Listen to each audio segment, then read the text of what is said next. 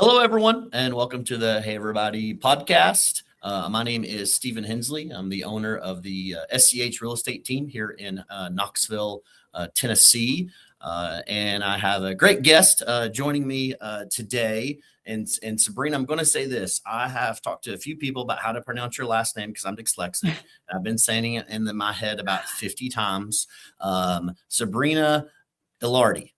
Yay. Yes. I'll be honest. I don't get nervous a lot. Heart was pounding on that one, so I nailed it. So thanks for joining us, Sabrina. And I want to kind of jump right into it. So you joined our team. When did you join our team? So technically, I guess towards the end of October, but I was still finishing up my license. So I started taking leads in December of Okay, 2025. nice. So been with us less than 12 months, and I guess Mhm. tell everybody. I mean, what was the reason that you got into real estate, or just the thought of pursuing real estate? So it's something I've always kind of thought about doing. I actually was going to do it 24 years ago, and I think I really chickened out, but I wasn't ready at the time either. Now that I'm here and I can't imagine doing it then because that's before I had my first baby, my only baby. But I wasn't ready until now, and it was just a great time to start and join and jumped in. Yeah. Well, obviously joining our team from the get go, as we definitely prefer hiring agents like you right off the bat because you don't have some of the bad habits. But I guess you've had a unique journey of you only know kind of what our training is and how we do things. So I guess kind Yeah. of to tell people. I guess a little bit about that as far as joining the team. And what's been your journey as a brand new agent? What are some things you thought would happen and didn't think would happen that's been the reverse of that? So what's really cool is when I came into this, I had no clue whatsoever. I mean, I just did the school and the training and things like that. I had no idea what I was looking for. I saw your team or your I saw an Indeed job posting, and I wasn't ready for a job posting because I didn't even have a license at the time, but I was drawn to what the team stood for, and I couldn't be more thankful for joining this team. So it's been great. I've learned so much. The training, the people, just everything in general. It's what I didn't know I was looking for.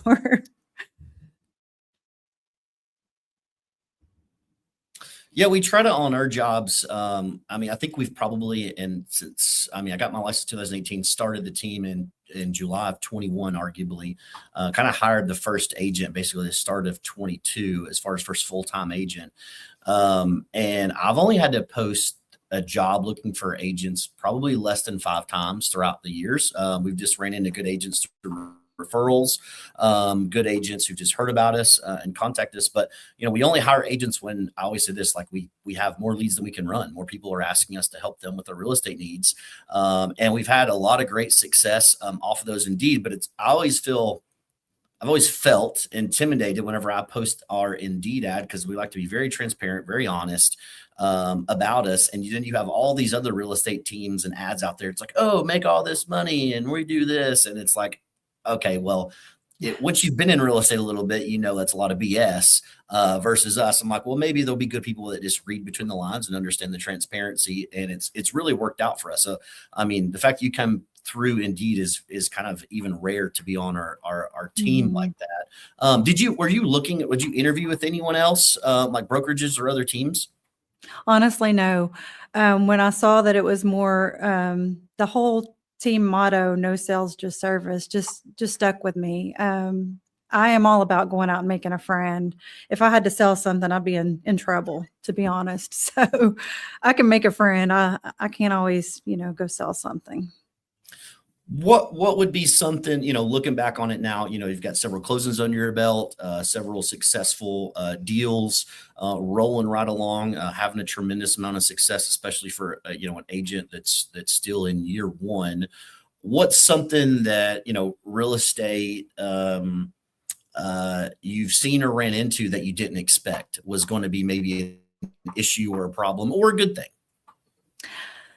I think the biggest thing is Every single person and every single transaction has been different. I have learned something new from every single transaction that I've done, whether it's, a completed deal or just talking to someone on the phone. It's a learning experience every day, every single day. So, I mean, that's the biggest thing. I learn something new all the time, even just talking to other agents. It's really cool because I don't think we're ever super really trained in this field. Yeah. It's I kind of say like our training is to kind of get you the knowledge you need to know to get started. And then we kind of throw you to the wolves a little bit. And it's like, okay, as things come Uh-huh. up and happen, we're here to be that resource to problem solve for you.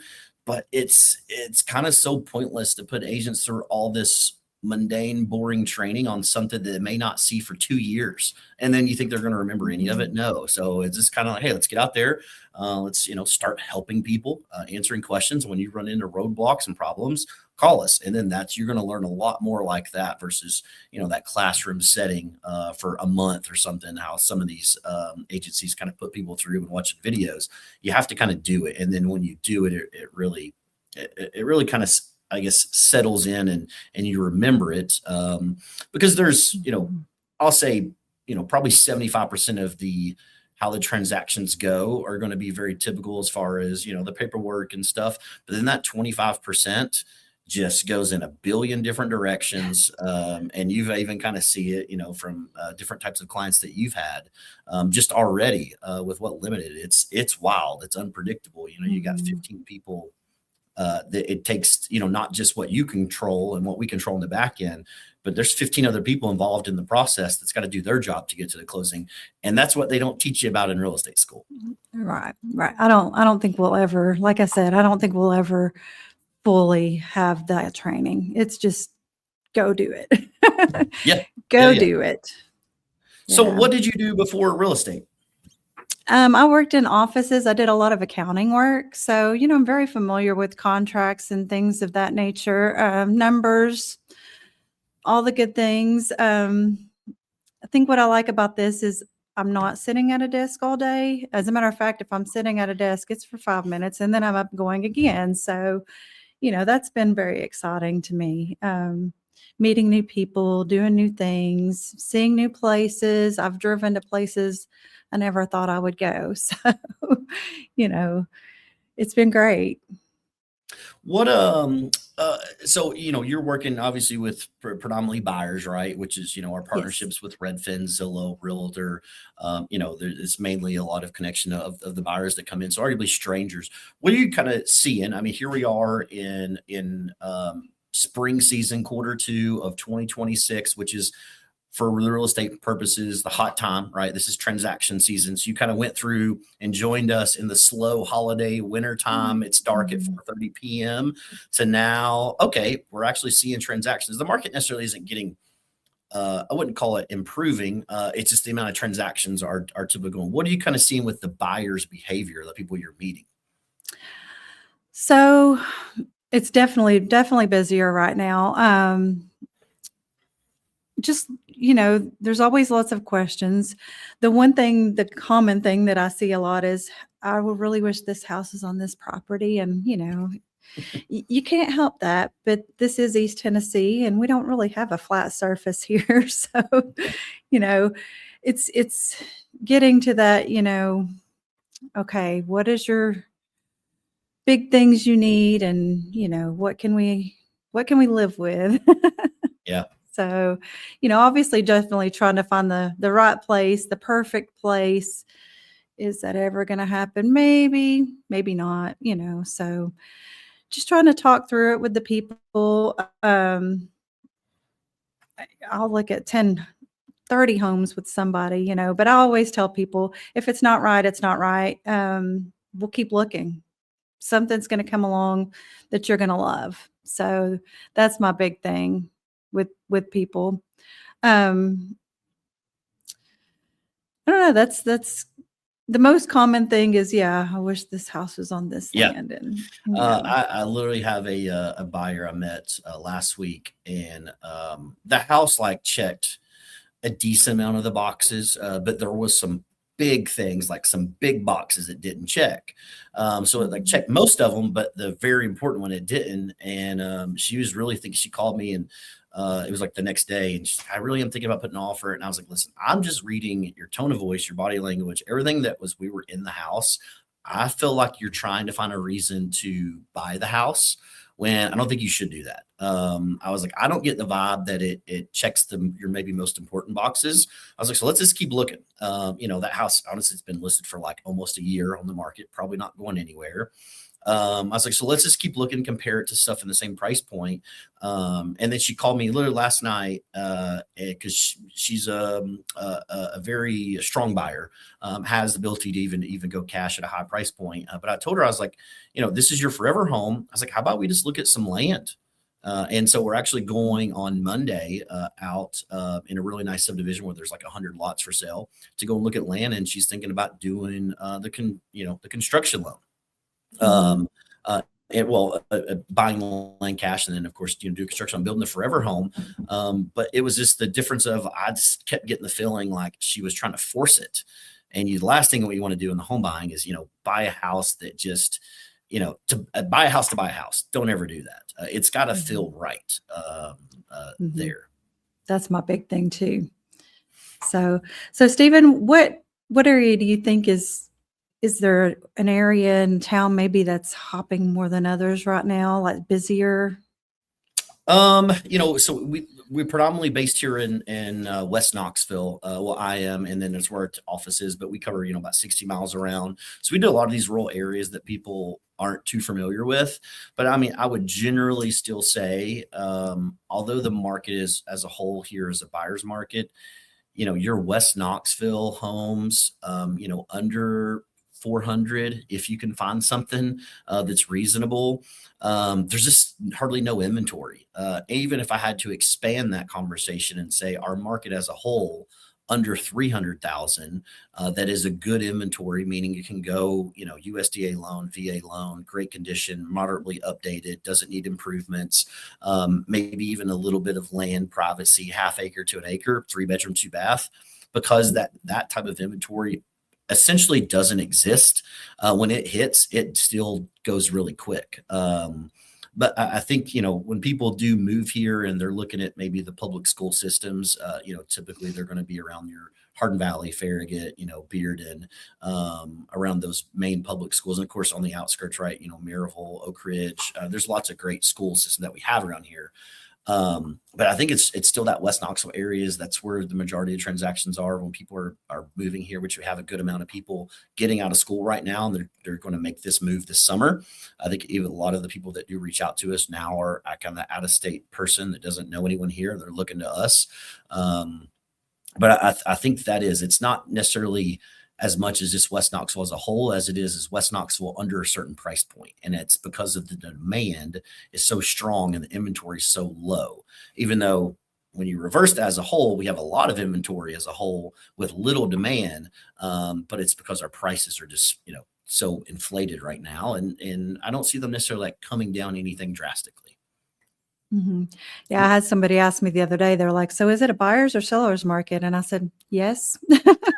So right now it's funny. I said it's kind of it depends on the house and the location. So yes. Yeah, I had a listed a condo out in like near Athens, Tennessee, which is very rural, almost 50 minutes south of here. And it was a condo they had bought with me a couple years ago while they were building their forever home. Forever home's done. They've moved out of the condo. And I told him, I said, man, there's been one sale in here in the last year. So one sale, it took like 5 months to sell it, and they end up selling it way under list price. I said, here's kind of what I would suggest based on this. And I'll be honest, I don't know how much activity. I don't think this thing sells fast. And we had multiple offers in day two. So it shows you exactly how good I am at real estate. And then on the flip side, I've had the reverse of like, man, this checks a lot of boxes, right? This is a great home. I think we'll be able to move this quick, and no showings. It's on top of there's an agent, one of my closing had a closing, it closed maybe 2 or 3 months ago in Oak Ridge, and he texted me and said, "Hey, I'm about to list something nearby. how much activity did you have on that house? I said, we had a lot of activity. We end up going under contract, a very strong offer pretty quick. And he goes, good, because I'm just trying to get a feel for kind of what's going on with the market. And I responded back. I said, if you understand what's going on in this market, I will pay you for that information because it Yes. makes no sense. Yes. Yes. So So I'm sorry. Go no, ahead. well, so I know, you tell everybody kind of where you live and kind of the area what's going on kind of in real estate wise where you live at. So I live in the Claxton Powell area between Powell and Clinton. I've done a lot of things in Oak Ridge because, it's fairly close to where I'm at as well. But there's a lot of older homes in my area. So I've shown a couple in the area, and most of them have been lived in for quite a while. Not really many updates. So just older homes in that area. I've been all the way to Morristown. So I've just gone all over the place lately. So you want to see a house, we're going. That's kind of Yeah. my motto. So, I don't stick close to home for sure.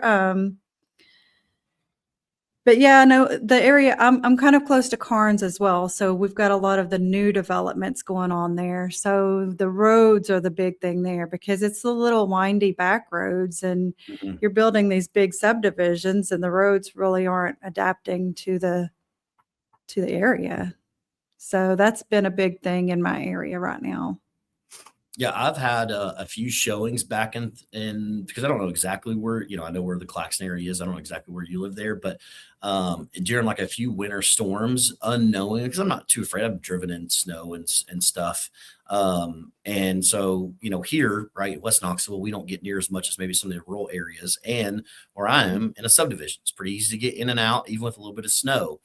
And here I am going, and before I know it, like I get to the top of some hills, some windy roads, literally in that back Carnes area, about kind of the river skirting around. And I'm like, I'm not doing this. Like I'm going to end up in a ditch because you do that. Those drives, you can't text and drive in those areas, right? You got to Mhm. pay attention because people's coming in sideways on the other lane, and instead of following the curves correctly. Over the blind hill and the curve, yes. Yep. Those are definitely some rough ones. So I guess since your time, how many closings have you done? Do you know? 4. I've Four, had four 4 total closings. closings. Yep. Yes, How many do you and have under contract right now? 2 currently. Two currently. So, I yes. guess out of those, do you have any kind of story or kind of situation that kind of sticks out that was like, holy crap, I can't believe that happened to share with anyone? So, I mean, I just can't believe I've closed any at all, to be honest with you. So it's been a big accomplishment. I think someone asked me, "What are your goals?" And I was like, "To get one sale," and I've had 4. So it's just like wow. I mean, just amazing. So I've learned some negotiation skills, and I'm not afraid to talk to people. So that's a good thing. 'Cause, I mean, I guess we couldn't be in this business if we we were afraid to talk to people for sure. Um, but I don't know, maybe the biggest things that surprise me is maybe just the fact that people say, "Okay, yes," when you do negotiate and it's like, "Okay, cool." Yeah. So, you know, that that's big to me, and I my biggest thing is I just wanna be there for my clients, for my friends, because, if they're not happy at the end of the day, it's just it's just not right. It's not right overall for me, for them, and I just in my world, I want everybody to be happy. Yeah. We went, you did a ride along there with me, geez, I don't know, maybe Mhm. 2 weeks ago. And I think the first house we got to, I think it was first house. And I walked in, and again, it's something that we train on, something we teach about, finding everything wrong with it, picking it apart. And this was a $500,000 Mm. house. Oh, wow. And this had a lot of issues with it. And I started pointing them out, and I knew for sure, I was like, this buyer is not going to like this, and I don't like it for this buyer. And so as soon as they got there, we went through.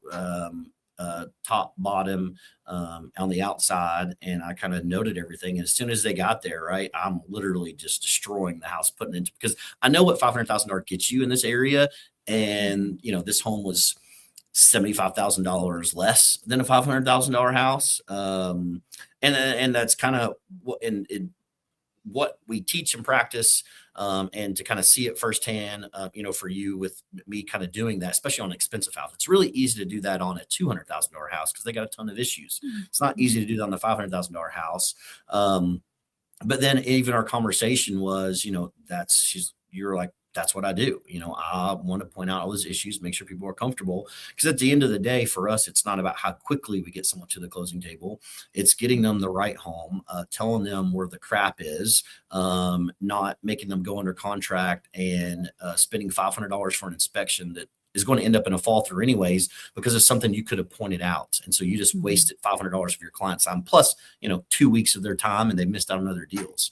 But I think that's so big, and why we brought you on a part of the team there is just the customer service side of it. And when you're in real estate school or you think about getting into real estate, it's a unique business concept to kind of just say no, tell people not to buy the house. Mhm. But it works, and it works because people trust you, and we want them to trust us because again, we feel that we are acting in their best interest. So how's kind of, I guess, that method been for you? Uh, you know, a different change than what you would watch a YouTube video on how to be a good real estate agent, how to sell somebody, right? Yes. So, I mean, I think when I first interviewed with you and I came in and I was like, wait, you guys are dressed casually. Why, there's no suits and heels here. And you were like, no, no, we just want to fit in with everybody. And I was like, yes. So I don't have to go buy heels. So that was huge for me. I mean, I, I like to think that I'm a very real person. And, at the end of the day, I don't wanna be fake, and I don't wanna be somebody that I'm not. So, if I had to do that, I would never be successful. So, I feel like I'm exactly where I need to be, and, yeah, just go out, make a friend, talk to them. I mean, I'm gonna talk to them like I would talk to a friend, even if I've never met them before. So, I think that's been a big help too because, you wanna earn that trust right away, and I think that's the only way to do it. If I went up in my heels and my skirt, I can't imagine crawling in a crawl space dressed the way some people dress. So, Yeah. and I told somebody just the other day, I said, I'm not afraid to go in that crawl space with you. We're going to go in the attic. We're going to go in the crawl space. We're going to check that house out and we're going to make sure it's good for you. So he appreciated that. I've never even met him. Going to meet him Saturday. So, and I will. I'll crawl out right in that crawl space with him Yeah. or for him, for that matter. So, yeah. Yeah. And again, they don't teach you to do that stuff. Right. And kind of what I've learned again, and because we're all strangers, right? So if I'm in their shoes and everything that we do and we train on and we talk, and their business philosophy is, how to make that friend, and make a true friend, not trick them into making a Mhm. friend, but literally how to make a friend. And that way, when you tell them, hey, this is actually a decent deal, they realize, all right, this is now that I've got the confidence, Sabrina just said this is a decent deal because she told me the other three suck. Mhm. And so it does, in a sense, does make our job easier in that aspect, but also makes them feel comfortable, that we're explaining everything and we've pointed out, hey, you know what? We didn't see any major red flags. Now, inspection, we still encourage that and is probably going to point out other stuff. But, you know, obviously I didn't see anything to point out that inspection should find that we're unaware of unless it's just hidden. And that's Mhm. obviously why you do the inspection. So I do want to kind of get off topic a little bit here, because we talked about this as well, that you have a really cool pet. Tell I people do. about this pet. So I have a bird. His name is Tater. And his name is Tater because he loves some mashed potatoes. He loves everything people food. I mean, if we're eating, he knows and he'll squawk and I had and no clue yell. birds were able to eat human food or mashed potatoes. he wants human food. If you don't give him human food, you're gonna hear from Tater. Oh, So wow. his favorite thing, he'll holler, "Come here," and he'll say, "Give me love." So he'll sit on my shoulder and kiss me on the cheek. So the funniest thing about him is he learned to mimic my laugh. So and he would laugh like Sabrina and make Sabrina just cackle. So both of us are laughing at each other. And that's yeah, my son thought that was hysterical, but it's he's the craziest thing. He's 21 years old. I've had him since he was Wow. just a baby bird. So he's my baby. What type of bird? He's an Alexandrian parakeet. Let me see if I can show you a picture. Yes, He yes. You need to show actually everybody a oh, picture of this is a professional picture. it. Put it up Let me to see if you the can camera. see there. Yeah, there you go. So I had a photographer friend who actually I hadn't met her, but she needed a bird for a contest she was doing. And we went to the studio. She's great. She does headshots, but she was great and took a picture. And she actually won third place in this contest. But that picture that I just showed is hanging in her Airbnb. So Tater is a local celebrity, if you will. Nice. So yes. So when you're home, do you just get him out and he just hangs out on like your shoulder or bounces around or? So he has a big cage, so he hangs out in his cage more often than not.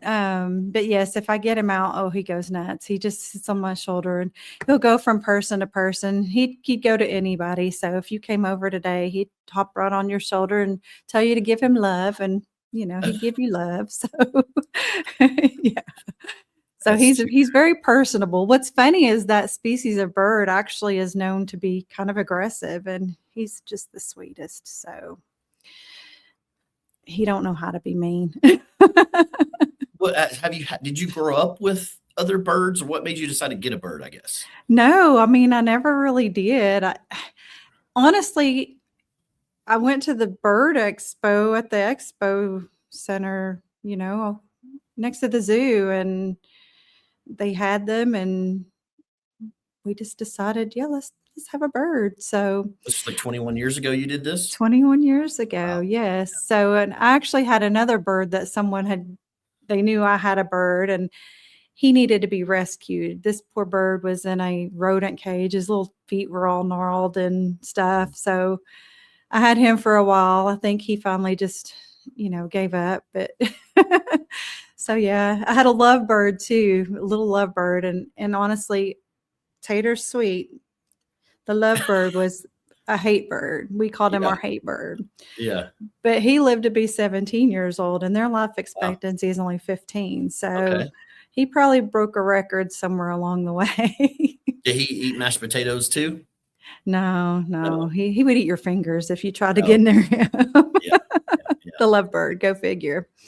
So yeah. What's something that being a bird parent that most people wouldn't know, like as far as or being owning a bird, like what's something you have to do or the bird does that it's not common knowledge.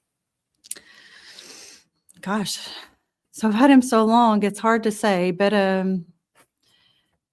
one thing that's interesting is actually I thought I was going to lose Tater at one point. We had a popcorn machine and they are basically allergic to Teflon. And he started becoming very lethargic to the point where he literally was hanging like upside down one day. And I was like, oh my gosh. We got rid of the popcorn machine and his health started just coming back. So Wow. I really think it was that did it. And, it was the scariest thing ever. And he just kind of bounced back. So that was crazy. But I was like, oh my gosh, my poor bird. So what's really funny is it was, an ex. And, when he left and the popcorn machine left, everything got better. Got you. Got you. Got you. Too funny. Too funny that So, played out. but that was super crazy because who would have thought something that simple would hurt the bird? Yeah. Now, are they like? Is that something that you took to the vet and it's like, how they're allergic to this, or how did you find that out? No, I think I researched it on my own. He's only been to the vet maybe twice his whole life. So, it's one of those things. Don't take them to the vet if you don't Yeah. want them to be Yep. sick. Yep. So, Yep. and I just gave him lots of love and nursed him back to life, and he just recovered. So that's why I think it was that. It had to have been the popcorn machine of all the weird things in the world. So yeah, who would have thought? So, Yeah. but he's good now. He squawks and yells and needs his love, and I just give it. Yeah. Well, I don't want to take up too much of your time, but you mentioned something today as we have our team meetings on Thursdays here, and we were in the team meeting, and you had a really cool experience with another agent that kind of recognized our bridge and name, which is the way we kind of go about business. I mean, tell people what happened with that because that's always really cool to hear. Yeah, that was really cool. So I met a list agent at a house, and she's like, "So hey, SEH," she said, "I've seen you guys everywhere." She said, "You're everywhere right now, and what does that stand for?" So I told her, I was like, said it's a kind of a play on the team lead's name, but it's let's see, speed. I know you're gonna be mad at me for this, but Oh, no, put you on speed, the spot here. communication, and No, no, put you on the honesty. spot. That's it.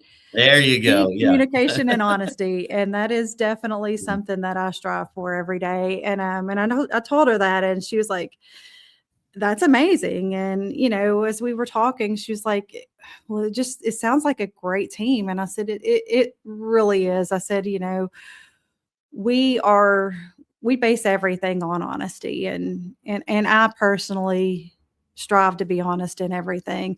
As a matter of fact, you weren't in there, but I told somebody I was talking to a lender that had called me from Rocket Mortgage recently, and he was asking about if I had signed a exclusive agreement with this client. And I said, "Well, no." I said, "We actually don't do that until we go under contract." And he was like, "Really?" And I said, "Yeah." I said, we give people the freedom. If they don't want to work with us, they don't have to work with us. We're never going to tie anybody down."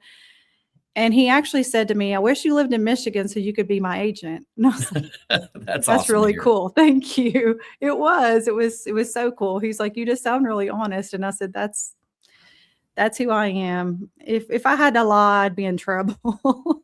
Yeah.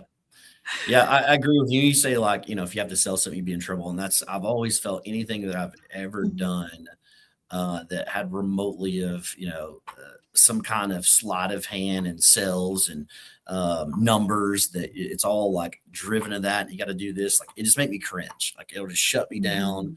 Mhm. If I'm buying anything personally, whether if it's a product or a service and someone's trying to sell it to me, I I'm basically not buying it at that point. I'm like, hey, Mm. tell me the information that I want, and tell me the pricing of it, and then I'll make the decision. Don't try to bait and switch me. I know how all this stuff is. And I think, the experiential marketing that I was in before I got into real estate really taught me all that was, hey, if you create a great experience and with transparency, people know what to expect. There's no hidden fees, no hidden agendas. People will want to do business with you because they want to do sales with people that they like and trust. And so that's where I look Yes. like, hey, they're like and trust just so happens they are buying something. And I always kind of say the same thing with real estate. It's like I really have found a passion for helping people. I probably didn't realize this until 4 or 5 years ago that was like a true passion of mine.